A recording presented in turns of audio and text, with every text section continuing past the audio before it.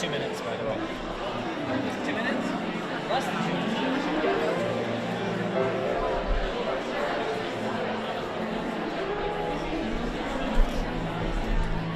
Oh, brilliant. Are you kidding? I'm brilliant. There.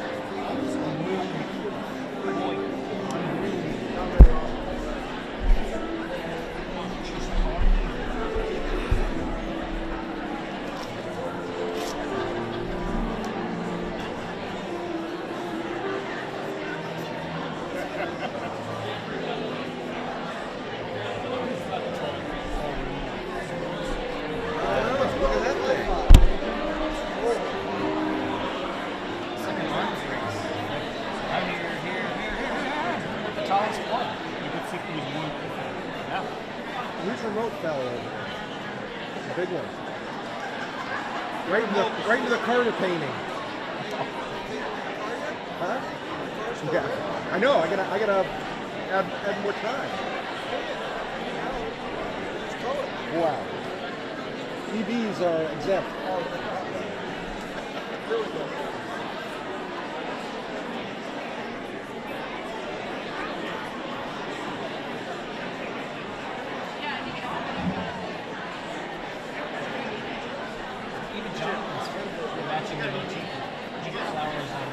Chevy Bolt.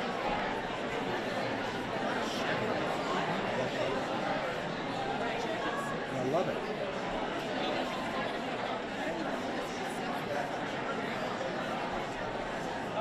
Who's he walking with? Do we know? Santa Claus and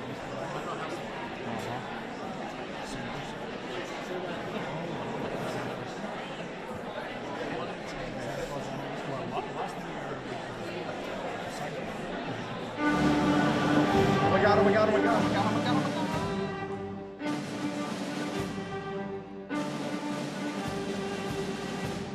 Distinguished guests, the President of the United States, accompanied by U.S. Small Business Administrator Isabel Casillas Guzman, small business owner Natalie King, and today's panelists, Sarah Blakely, Melissa Butler, and Payal Kadakia.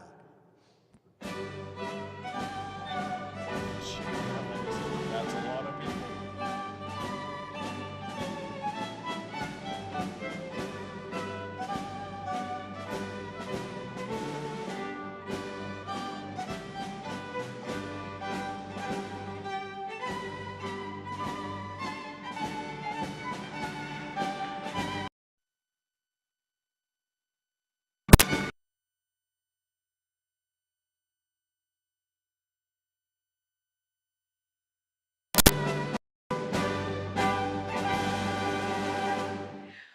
Good afternoon, everybody. Welcome to the East Room of the White House.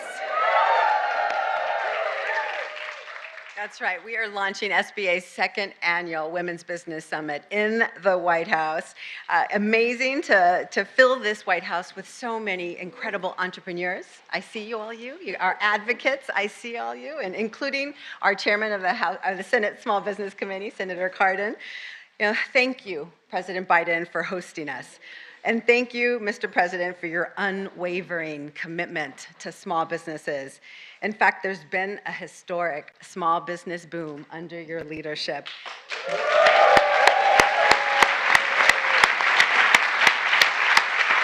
And that's because from day one, President Biden has been a champion for American entrepreneurs, from the smallest of the small, initially left out of COVID relief, who reopened and thrived thanks to his American Rescue Plan, to the inventors, manufacturers, supply chain companies, and contractors seeing growth opportunities thanks to his historic investments in American infrastructure and clean energy, and to our Main Street job creators who are benefiting from legislation that lowers the costs of healthcare and prescription drugs for their workers. And he sees us. He knows women are leading the way as they continue to grow,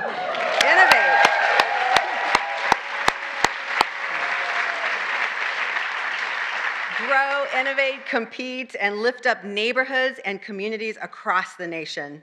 Which brings me to Natalie King. Natalie is the founder and CEO of Dunamis Clean Energy Partners, a multi-million-dollar manufacturing company with over 135 workers throughout Southeast Michigan. That is right. It's a big accomplishment. And she is helping to deliver our clean energy future. I was blown away when I first heard Natalie's story when I met her as a recipient of SBA's programs while I was celebrating Women's History Month last year in Detroit. And she launched Dunamis in 2012 as an energy efficiency firm, helping businesses use green energy to lower costs. But she saw the future and imagined the possibilities. So just 3 years after founding the business, she pivoted, and Dunamis began manufacturing LED lighting. And early last year, she announced they'd expand to produce electric vehicle charging stations as well. And Natalie isn't just imagining the possibilities for herself. She chose to start her business in her native Detroit. That's where she was born and raised. And because she wanted to give back and lift up her community. And she's doing just that. By the end of the year, Dunamis estimates they will create 100 new jobs and expects to double that to create 200 new jobs by 2025.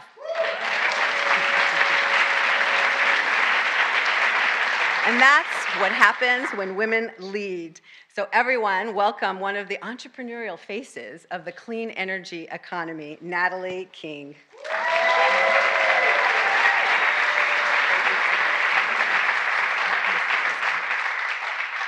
Hello, everyone. Good afternoon. Administrator Guzman, thank you so much for that beautiful introduction and for having me at the second annual SBA Women's Business Summit. Again, my name is Natalie King, and I am the founder and CEO of Dunamis Clean Energy Partners and Dunamis Charge, which is an electric vehicle charging manufacturing company located right in the heart of the city of Detroit. And we are the first African-American woman-owned electric vehicle charger manufacturer in this world.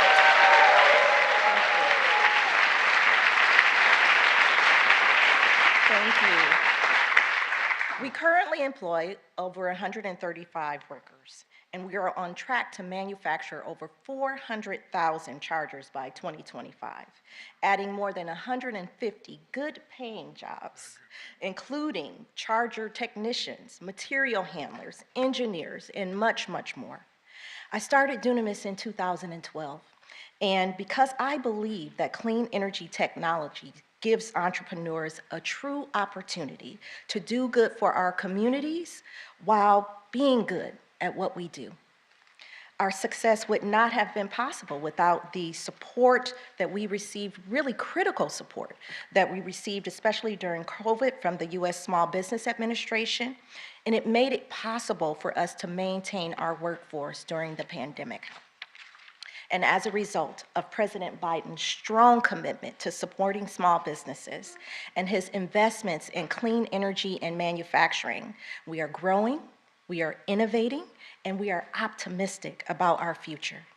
The president often asks, where is it written that America can't lead the world in manufacturing? Well, as a native Detroiter, hailing from the automotive capital of the world and the CEO of a manufacturing business, I can say confidently, Mr. President, it is not written anywhere.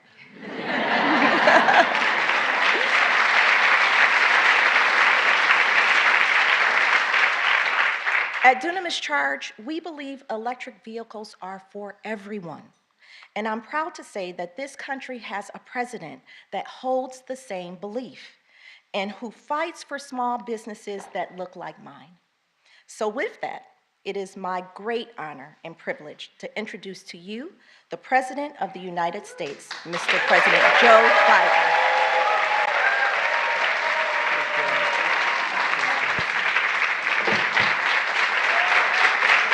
Thank you.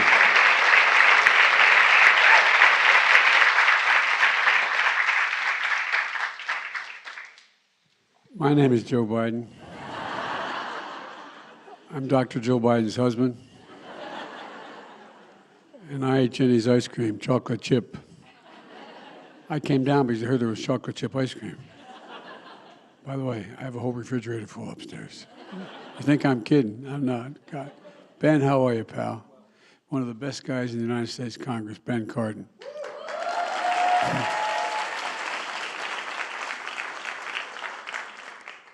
Folks, welcome to the White House.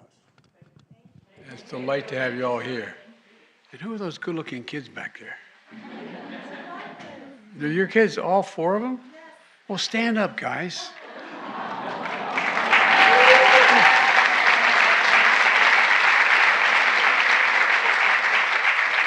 Well, I want you to know, like you, I had two brothers, we were three in our family, three brothers, and one sister. And my sister is smarter than all of us. Not a joke. She used to be 3 years younger than me. Now she's 23 years younger than me. Yeah. She managed every one of my campaigns for office, even back when I was in high school. We went to the same university 2 years apart. She graduated with honors. I graduated.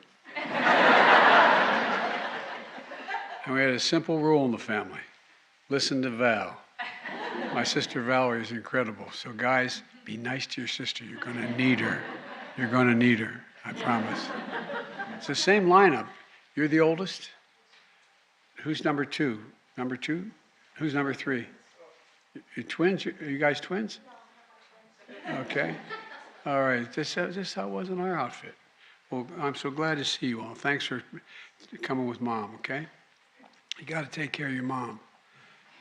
Dads are much harder to raise, but, you know. Before I begin to speak, the reason I spend a little time in the kids, I just want to speak very briefly about the school shooting in Nashville, Tennessee. You know, Ben and I have been doing this our whole careers, it seems. And it's just, it's sick. You know, we're still gathering the facts of what happened and why. And we do know that as of now, there are a number of people who did not make it, including children. And it's heartbreaking, a family's worst nightmare. And I want to commend the police who responded incredibly swiftly, within minutes, to end the danger. We're monitoring the situation really closely, Ben, as you know. And we have to do more to stop gun violence. It's ripping our communities apart, ripping the soul of this nation, ripping at the very soul of the nation. And we have to do more to protect our schools so they aren't turned into prisons. You know, the shooter in this situation reportedly had 2 assault weapons and a pistol, 2 AK-47. So I call on Congress again to pass my assault weapons ban. It's about time that we begin to make some more progress, but there's more to learn. But I just wanted to send my concern and hearts out to so many parents out there. I've been to so many of these sites, as Ben knows, by virtually every one. And one of the things you folks should, I know you do know, but you should focus on. You know, just like when in the military, my son was in Iraq for a year, other places, there's so many members of the military coming back with post-traumatic stress after witnessing the violence and participating in it. Well, these children, these teachers, you should be focusing on their mental health as well. And so I'm grateful anyway. Sorry to start off that way, but I couldn't begin without acknowledging what happened. And now I'm grateful that all of you are joining us here today. Natalie, thank you for that introduction and for doing such an amazing thing in Detroit. Detroit, making chargers for electric vehicles in the Motor City, keeping going during the pandemic. And I wanted to welcome your son, Diop. Where's Diop? Oh, there you are, pal. How are you? You got to be proud of your mom. You got to be proud of your mom. And thanks to folks like Natalie in cities and towns all across America, we're seeing pride coming back. You know, there's nothing that just sort of saps the pride of a city or a town when they lose a business, lose a significant employer. It just feels like you got your soul ripped out. But for so many people, you're bringing so many people back. You're bringing back business all across America, not just in the East and West Coast. So look, SBA's Administrator Guzman, I want to thank you for everything you've done and for your team too, supporting small businesses across America. We're also joined, as I said, by Senator Cardin, the chair of the powerful Small Business Committee, and literally, not figuratively, a true champion of businesses everywhere. And by the way, he's got more integrity in his little finger than most people have in their whole body. I mean,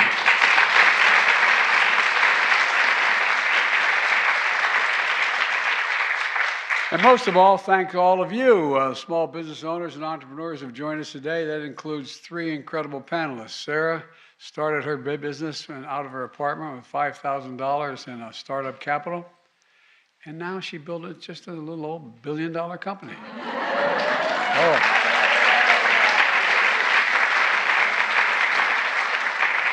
As my mother would say, God love you, dear. Whoa. Guys, you're going to be okay. Melissa began her business in a kitchen while working on Wall Street. Now it's the largest black-owned makeup company sold in Target stores all across America.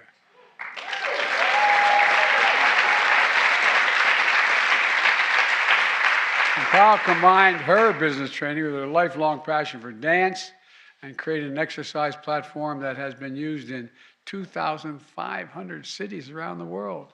And by the way, you were here a couple months ago, performing with the dance company for Diwali celebration. You got it all, kid. You got it all. I'm not sure what's in the cards today about dancing. I'm not making any promises, but just know she can. And these women know what it takes to start a company out of nothing and build it into something that's consequential. You know, and they know how many women out there have the talent, the skills, and the commitment to start successful businesses if they only had the opportunity. I used to have a friend who was a great basketball player, and his name was Pete McLaughlin. He used to say, you got to know how to know. You got to know how to know. And that's part of what the SBA is all about, letting people know how to know. Today, it's all about lifting up women entrepreneurs and making sure they have the support they need to succeed. The businesses represented in this room stretch across industries from restaurants to architectural firms to hardware stores, plus Jenny's splendid ice cream. And by the way, it is splendid. You think I'm joking. If I were allowed to take you upstairs, I got a whole freezer full of Jenny's chocolate chip ice cream. You know, it's pretty dull when you've been in public life as long as I have. You're known for 2 things, chocolate chip ice cream and Ray-Ban sunglasses. But what the hell, you know? Look, you're entrepreneurs, you're innovators, you're job creators, and small businesses are the engine of our economy. The absolute engine are the glue and the heart and the soul of our communities. 12 million businesses across America are owned by women, 12 million. Small businesses like yours account for 40%. You account for 40% of the nation's GDP. You create 2/3 of all the new jobs, and you employ nearly half of all private sector workers. For an American economy is to be strong, it's going to have a strong small business base. It has to be strong. We learned that again during the pandemic. When I came into office, this economy was reeling. Small businesses were hurting. Literally hundreds of thousands of small businesses had closed across the country. Millions of Americans, many of whom worked in small businesses, lost their jobs through no fault of their own. To jumpstart America's economic recovery, we needed to help the small businesses, and we needed to help them fast. So we got to work. I signed the American Rescue Plan. Since I took office, we've delivered more than $450 billion in emergency relief to 6 million small businesses to help you pay your bills, to pay your workers, to keep your doors open. We gave additional support to more than 100,000 restaurants, more than 13,000 live entertainment venues, which were especially hard hit. And we powered historic assistance to 220,000 child care centers, 90% of which are owned and staffed by women. By keeping those centers open, millions of women keep their job. Working parents could go to work again, knowing their children were being cared for. It's constant. They're all connected. All this is closely connected. Today, thanks to actions like these, we've achieved the fastest, strongest, most equitable recovery in American history. we've created 12.4 million new jobs. That's more jobs.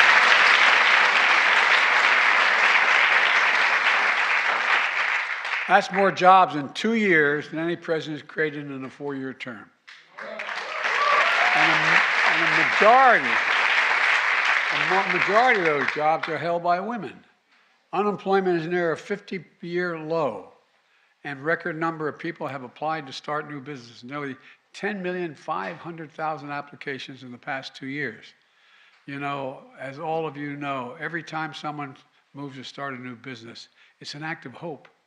It's an act of hope. We're seeing a lot of these across the country, a lot of hope. And once again, it's women leading the way. In 2021, women started nearly half of all the new business in the United States, up from less than a third having been started by them in 2019. Women-owned businesses like yours add $1.8 trillion to America's GDP every year, and that number grows.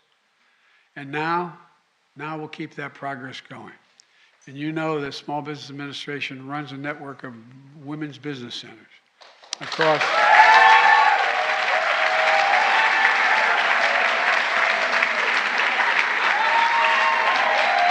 You got to know how to know. You got to know how to know across all 50 states, Washington, D.C., and Puerto Rico as well. These are places where women who want to start or grow a small business can get free business counseling, apply for an SBA loan, and compete for federal contracts. Today, I'm announcing that we're expanding the network of women's business centers to 160 centers nationwide, the largest number in all of American history.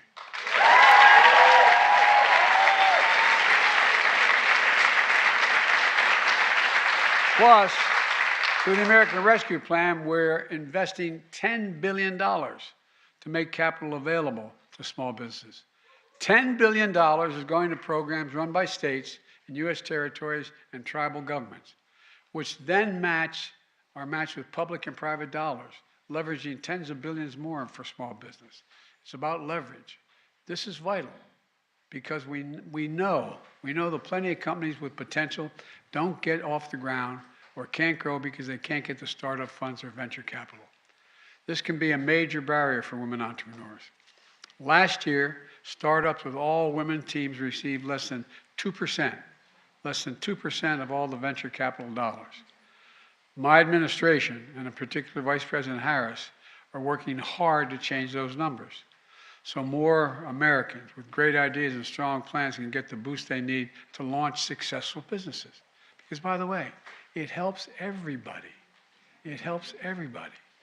And then as we implement major pieces of legislation that I signed into law during the past 2 years, we're ensuring that women are fully at the table. And I mean that sincerely. From the historic bipartisan infrastructure law, rebuilding roads, bridges, water systems, high-speed internet, all across America. We're investing at over $1.2 billion. If we're going to be the leading country in the world economically, we have to have the leading infrastructure in the world. And we rank at near the bottom of the major countries, I should say. The CHIPS and Science Act, I had trouble convincing people of this, but investing hundreds of billions of dollars, $300 billion, to restore America's technological edge including by manufacturing semiconductor chips. By the way, we invented those chips. Oh, we did. We, the United States of America. And then we got fat and happy. And it seemed like a lot of major corporations thought it's better to export jobs to get cheaper jobs and import product. Not anymore.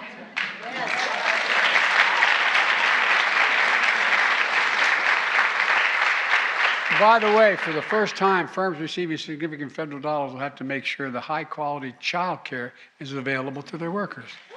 So parents can keep their jobs and keep good jobs. You know, by the way, those so-called fabs where they build these computer chips, you know what the average salary is going to be in the fab? $130,000. And you don't need a college education. The Inflation Reduction Act, our country's biggest investment in climate ever, anywhere. Across all these laws, we're making sure that women have access to new jobs and new contracting opportunities in sectors where they've been historically underrepresented, from manufacturing to construction to clean energy. And by the way, I'm known as America's most pro-labor senator. Well, guess what? And then as president, well, guess what? They're, in fact, increasing the number of women who are in labor unions. It's got to be. Oh, no, you think I'm kidding? I'm not kidding. Women are more than 50% of the population, to state the obvious. We want to have the strongest economy in the world. We can't leave half the workforce behind. It's that simple. And when we make major investments like these, small businesses are going to benefit as well. Last year, I went up to Syracuse, New York, where I went to school. Micron Technology, a big semiconductor chip manufacturing, is investing $100 billion to build a huge manufacturing facility, so-called MegaFab. Well, guess what? It's going to create 9,000 good-paying jobs. I met women there named Shawnee Davis. She studied at Syracuse University. Her dad introduced her to electrical work. He was an electrician. She joined the IBW, International Brotherhood of Electrical Workers, completed her apprenticeship, was the first black woman in the city to become a master electrician.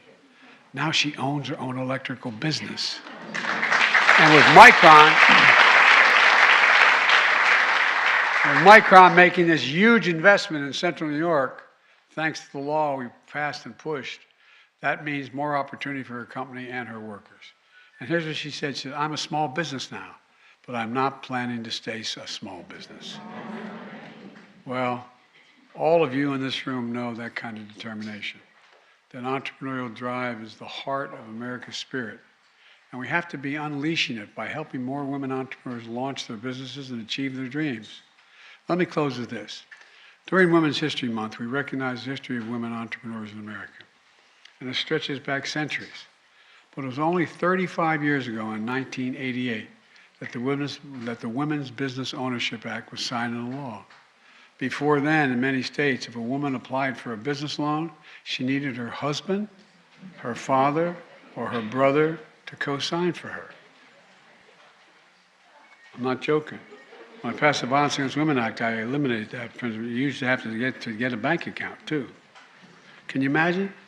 Well, thanks to all of you, we're making up for lost time. And for the women, for all the women who through decades have dreamed of having their own business, making their own money, carving out the slice of independence, but couldn't because the laws wouldn't let them or they didn't have the money or family support. That's why what you're doing today, along with women across the country, is so important. You're helping America be a company where everyone can participate, where everyone's contribution is valued, and where everyone has the freedom to pursue the dreams and build the future that they dream of. That's been the promise of our nation from the start. And you're making it real for this generation and future generations. Because of you, we're going to continue our progress in the years ahead. You may have heard me say it before, but I can honestly say it without fear of contradiction. I've never been more optimistic. I mean this when I've been doing this. I know I don't look it, but I've been doing this a long time. I need one of you to help me out here. But anyway, I've been doing this a long time. But I've never been more optimistic about America's future than I am today. I mean, it's United States of America. There's nothing beyond our capacity when we set our mind to it. Nothing. So I mean it.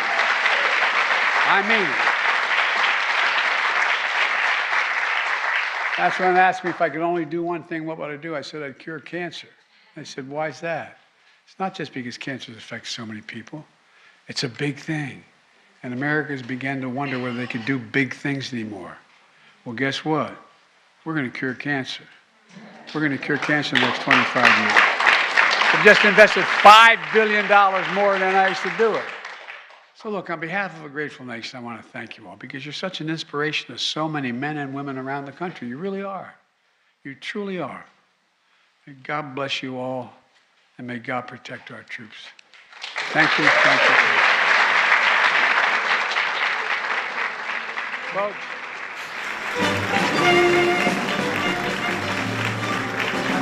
I've got to go. But I hope you have a good conference here, and I hope you have a good round table. And there's a little thing going on around the world.